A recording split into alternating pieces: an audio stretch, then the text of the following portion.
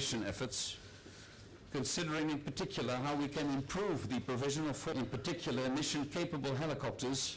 Think about Afghanistan and other theaters. Is great example for finding a solution through working together.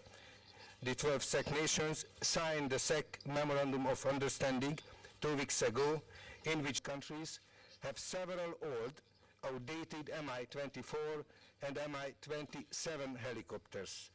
So we initiated that instead of renting helicopters for our NATO missions, the alliance could jointly finance the upgrading of these old helicopters. Then, each country who benefits welcomed, already taken very welcome moves to set up its own. NATO will have its standing naval maritime group, which is composed of 7 ships, in the region within 2 weeks. Nations agreed that NATO would make use of that presence, not necessarily all of the 7 ships, but some of those ships, to do 2 things. One, to ensure that the World Food Programme ships have the escort they need to deliver their essential food supplies, and more generally, to patrol the waters around Somalia to help stop acts of piracy. Can believe and can trust.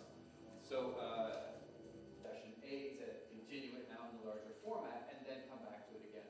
Percentage using it to fund the insurgency. That is the Supreme Allied Commander presented to the allies his thoughts on what roles allies might play, NATO, ISAF might play in expanding its role in the fight against narcotics.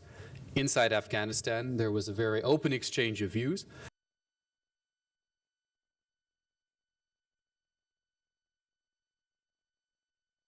There was no discussion this morning, or in the first meeting, excuse me, on opening up NATO relations or talks of any kind with the Taliban. I don't think NATO sees it as its role to engage in talks with the Taliban.